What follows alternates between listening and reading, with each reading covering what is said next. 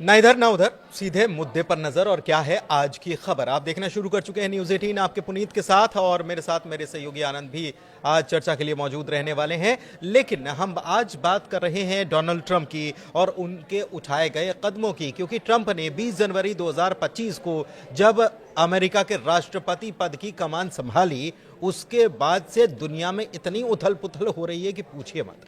Trump की तरफ से जो बयान आ रहे हैं, कभी वो कुछ कहते हैं, कभी वो कुछ कहते हैं, और किसी के समझ में नहीं आ रहा है कि ट्रंप आखिर चाहते क्या हैं, ट्रंप आखिर करना क्या चाह रहे हैं। लेकिन कुल मिलाकर अगर निचोड़ निकाला जाए तो ट्रंप ये बताना चाहते हैं कि अमेरिका इस दुनिया का मुखिया है और अमेरिका जो चाहेगा वो करेगा और सबको उसके सामने झुकना पड़ेगा। चाहे वो फ्रांस की बात हो, चाहे वो जर्मनी की बात हो, चाहे वो यूक्रेन की बात हो, रूस की बात हो, चीन की बात हो, साउथ अफ्रीका की बात हो, भारत की बात हो। इसके अलावा भी और देश हैं जो अमेरिका की तरफ से हाल में जो कदम उठाए गए हैं उसकी वजह से बड़े चिंतित हैं, परेशान हैं और समझ नहीं पा रहे हैं कि ट्रंप करना क्या चाहते हैं। तो ट्रंप की आज हम बात करने वाले हैं, क्योंकि जब से ट्रंप आए हैं पूरी दुनिया में मची है खलबली। क्यों मची है खलबली, आनंद से समझते हैं, मेरे सहयोगी मौजूद हैं। आनंद, ट्रंप आए और खलबली मचा रहे हैं और बार बार मचा रहे हैं। बिल्कुल, आप कह रहे हैं ना कि ट्रंप क्या करना चाहते हैं। ट्रंप दुनिया जीतना चाहते हैं। मैं इसलिए बोल रहा हूँ क्योंकि ट्रंप जब से आए हैं खलबली तो मचाई है, दूसरा वो पाला बदल दिए हैं। पाला कैसे बदल दिए हैं? पहले ब्रिटेन और फ्रांस रहते थे अमेरिका के साथ में, लेकिन अब ट्रंप नए रणनीति के साथ आए हुए हैं। इस बार वो क्या कर रहे हैं, इस बार चीन और रूस को एक साथ कर रहे हैं। चीन और रूस को कारण है चीन, इसका, लेकिन रूस का तो मैंने अभी तो हम लगातार खबर दिखा रहे थे कि रूस के साथ तो कर गलबैया भी कर रहे हैं और यूक्रेन के साथ अब उन्होंने पाला ही बदल लिया है। जहां यूक्रेन को मदद पहुंचाते थे अब मानने से सबसे बड़ी बात कि यूएन में उन्होंने कह दिया कि रूस ने हमला ही नहीं किया। तो ये हमला नहीं किया, इसका मतलब क्या ये मान लिया जाए कि रूस ने हमला नहीं किया, यानी कि ये रूस का ही एक क्षेत्र है, ये मान लिया उन्होंने? देखिए, और रूस तो पहले से कहता भी आ रहा है कि ये मैं युद्ध नहीं लड़ रहा हूँ, ये तो आर्मी ऑपरेशन चल रहा है यूक्रेन में, है ना। और रह गई बात ट्रंप की ना, तो ट्रंप क्या चाहते हैं, ट्रंप अब एकदम यूरोपीय जो देश हैं उसको एकदम दरकिनार कर दिए हैं। नाटो से वो मतलब नहीं रखना चाहते हैं। लेकिन आपने इसमें चीन भी जोड़ दिया। बिल्कुल, देखिए चीन और ट्रंप जब आए थे, मुझे याद है इसके पहले ट्रंप का जो पहला कार्यकाल था, सबसे ज्यादा तलखी या चीन के साथ व्यापारिक जो तलखी थी वो सबसे ज्यादा ट्रंप के टाइम हुई। अब चीन में क्या करना चाह रहे हैं? चीन का मैं इसलिए बोल रहा हूँ क्योंकि पुतिन के जो है वो बहुत करीबी हैं इस समय, शी जिनपिंग। हाँ, अब क्या है कि ट्रंप जो है पुतिन को साध रहे हैं। जब से आए हुए हैं, यूक्रेन का तो ऐसे ही साथ छोड़ दिया है। अभी यूएन में जो वोटिंग हुआ है वो रूस के सपोर्ट में कर दिया है अमेरिका ने, ठीक है। उसके बाद से पहले तो ऐसा लगता था कि चीन को कमजोर करने के लिए ट्रंप ऐसा कर रहे हैं क्योंकि वो व्यापारी आदमी है, लेकिन सच में वो व्यापारी आदमी है, इसीलिए वो चीन को भी अब मित्र बनाना चाहते हैं। कारण क्या है? लेकिन मैं मुझे याद है अभी हाल में उन्होंने चीन के ऊपर भारी टैरिफ लगाया। बिल्कुल, देखिए टैरिफ, हमको व्यापारिक घाटा हो रहा है तो टैरिफ भी लगाएंगे। ये तो वही वाली बात होगी ना, जैसे कि ईरान से डील करने के लिए ईरान पर बहुत सारे प्रतिबंध लगे हुए हैं और धमकाया भी जा रहा है अमेरिका की तरफ से कि भाई अगर डील नहीं हुई तो और प्रतिबंध लगेंगे, है ना। तो ये चीन का कारण इसलिए आ गया है सामने क्योंकि जो ट्रंप हैं साउथ कोरिया में उन्होंने 30,000 उनकी अमेरिकी सैनिक तैनात हैं।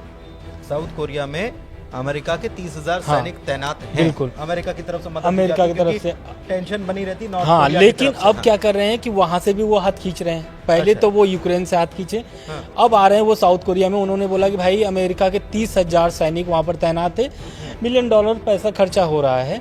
तो अब ये पैसा जो है, ये जो खर्चा हो रहा है, अब ये देगा कौन? South Korea. हाँ, अब इसमें उत्तर कोरिया के लिए खुशखबरी हो गई। क्यों? उत्तर कोरिया कौन है? पुतिन का दोस्त है। किम जोंग उनसे मुलाकात भी उनकी हुई थी, पुतिन की हुई थी। और बहुत पहले ये बीच में तो खूब खबरें उड़ी भी कि यूक्रेन के खिलाफ जो जंग चल रही है उसमें पुतिन का सहयोग करने के लिए किम जोंग उन की सेना, हाँ, ये बहुत पहले आई भी थी कि ऐसा, और वीडियो भी वायरल हुआ था कि अब उत्तर कोरिया के यहाँ तैयारी कर रहे हैं, लड़ने पहुंच बहुत सारी चीजें उस तरीके के उस समय खबर आई थी। तो अब पुतिन क्या है, ट्रंप क्या है कि एक तीर से कई निशाने साध चुके हैं। यूक्रेन का साथ छोड़ करके वो एक नई ताकत तैयार कर रहे हैं, नई शक्तियां तैयार कर रहे हैं, नए शक्तियों के साथ कर रहे हैं, क्योंकि रूस और चीन अपने आप में एक शक्तिशाली देश है और वीटो पावर उनके पास है वो। हाँ, ये बड़ी बात बोली है एक तरफ नाटो, दूसरी तरफ वीटो, वीटो पावर उनके पास है और वीटो पावर अमेरिका के पास भी है। तो ये कुल मिलाकर शक्ति संतुलन और ताकतवर जो हैं आपस में, मुझे लग रहा है कि ताकतवर, आपके पास भी ताकत है, मेरे पास भी हम आपस में लड़े क्यों? बिल्कुल, जिनके पास ताकत नहीं है उनके ऊपर हम मिलकर राज करें, ट्रम्प आने सब अपने अपने हिस्सा ले। बिल्कुल, देखिए ट्रम्प आने से पहले ही बोले थे कि युद्ध खत्म करना है। अब युद्ध खत्म करने के लिए वो इस तरीके के जो रणनीति बनाए थे वो अब धीरे धीरे सामने आ रहा है, और ऐसे सामने आ रहा है कि पूरी दुनिया में खलबली मची हुई है, चाहे फिर वो मिडिल ईस्ट हो, यूरोप हो या फिर अपना एशिया हो, एशिया में सब जगह वो एक तीर से कई निशाना साध चुके हैं और उनकी रणनीति अब धीरे धीरे साफ हो रही है। अब देखिए ये जो रणनीति बनाए हैं, ये जो नया समीकरण बन रहा है, ट्रम्प जो बनाए हैं नए समीकरण, उसमें चीन आ जाएगा, रूस आ जाएगा, आपका साउथ कोरिया आ जाएगा।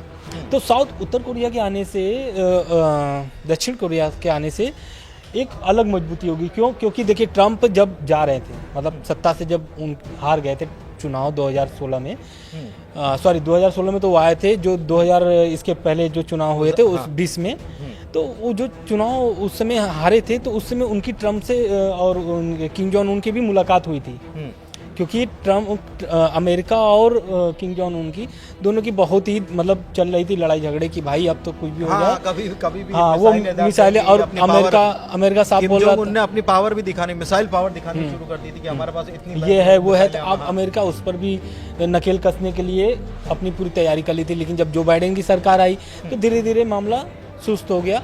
हालांकि जो बाइडेन ने बहुत सारी कार्रवाई किए हैं, ऐसा नहीं है, लेकिन अब जो है ट्रम्प पिछले जो पहले जो ट्रम्प आते हैं तो आक्रामक मोड में ही रहते पहले हैं, जैसे ट्रम्प थे अब वैसा नहीं है, अब एकदम नए तरीके से आ रहे हैं और नए रूप दिखा रहे हैं लोगों को।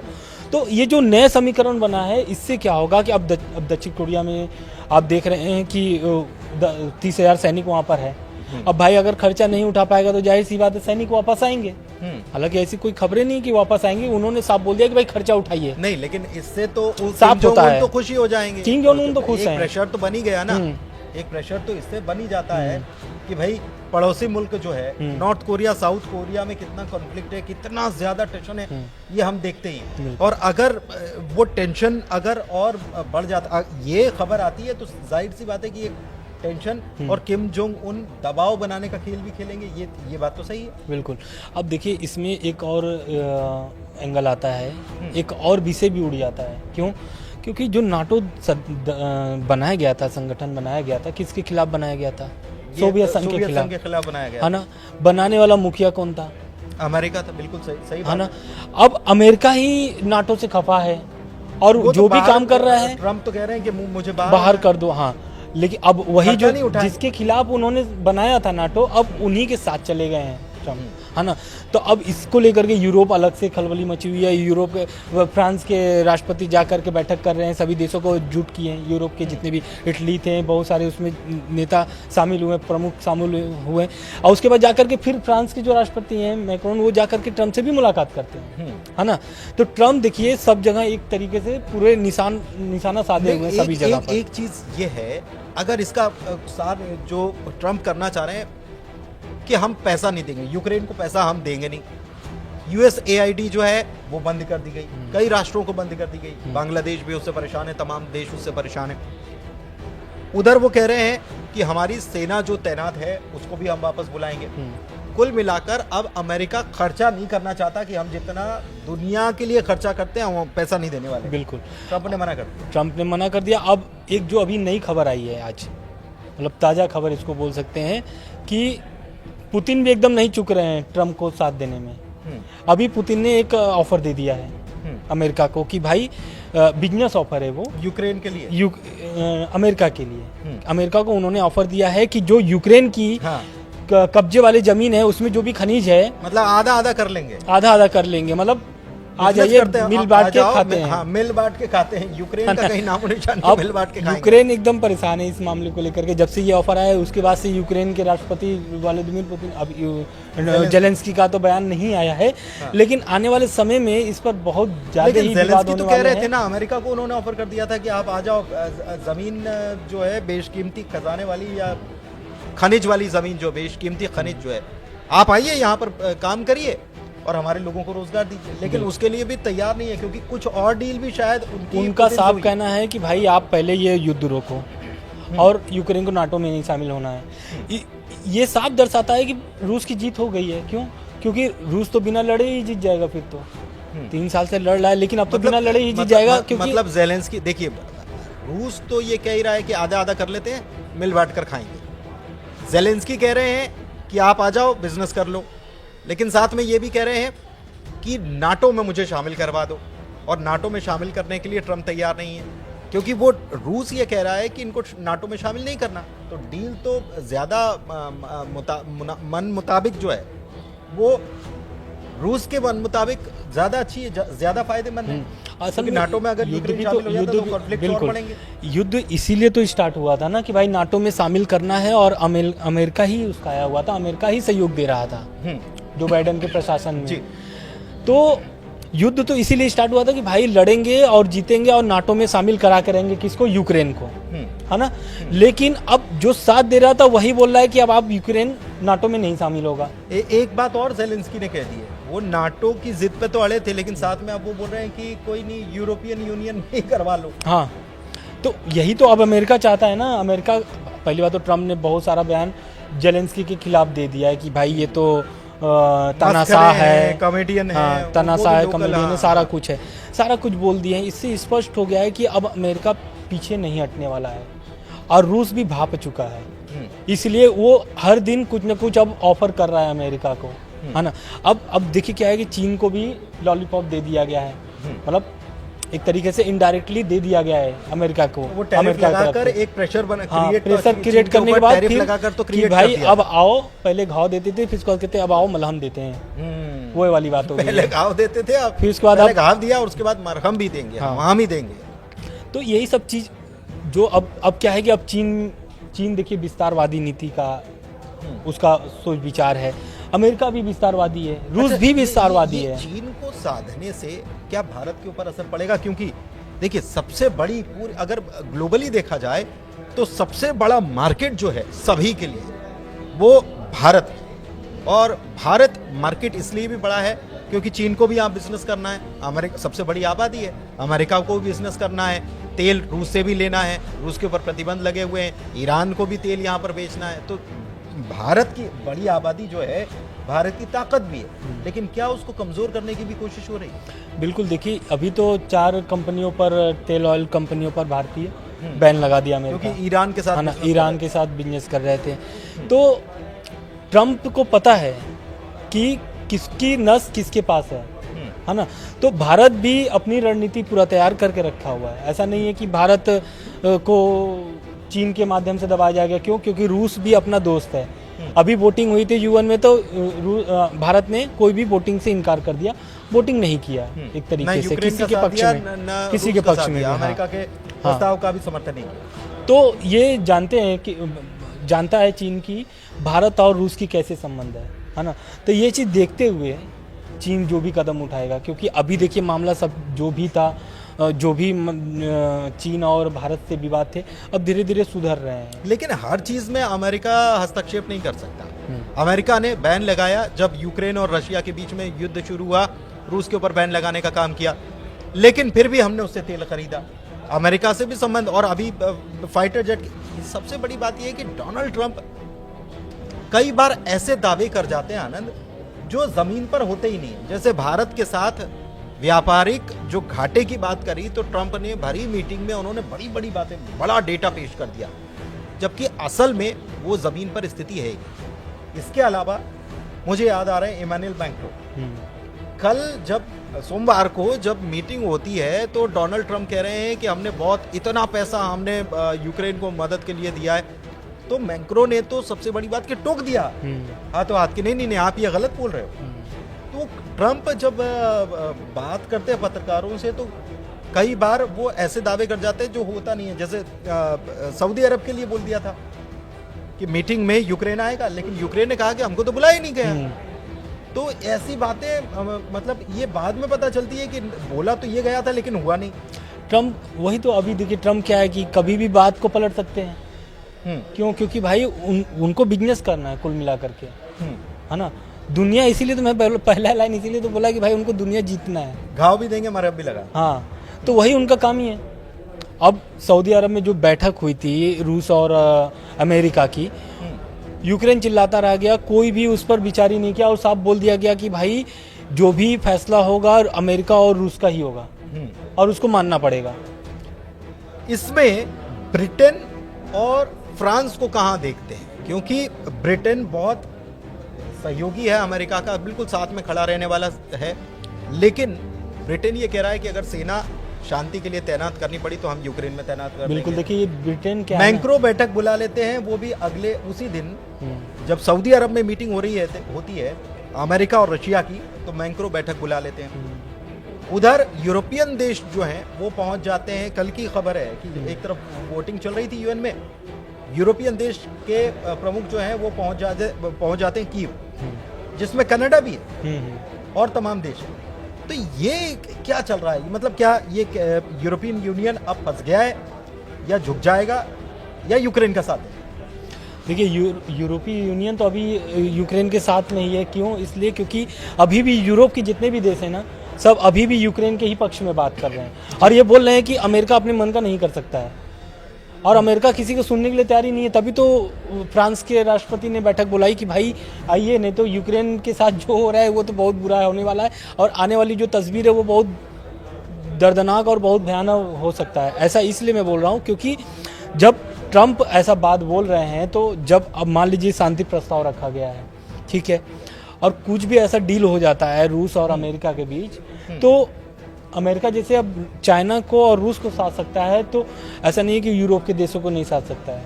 अभी और यूरोप उसके साथ ही है। मुझे लग रहा है कि अभी नब्ज दबाने का वक्त नहीं आया है। ट्रंप को ये पता है कि इनकी नब्ज कब दबानी, अभी नब्ज दबाने का वक्त नहीं आया।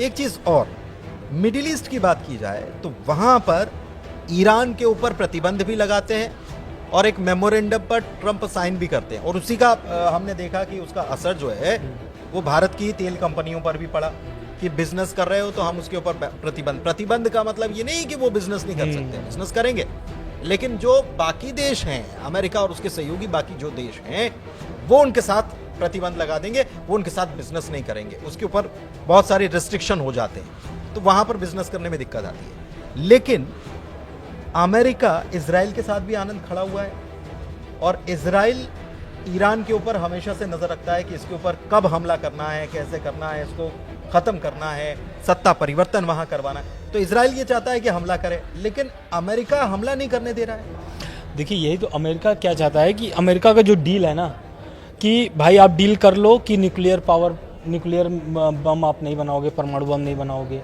ठीक है। दूसरा, आप तेल नहीं बेचोगे, तो भाई उसके पास तेल ही तो है, वो तेल नहीं बेचेगा तो क्या करेगा?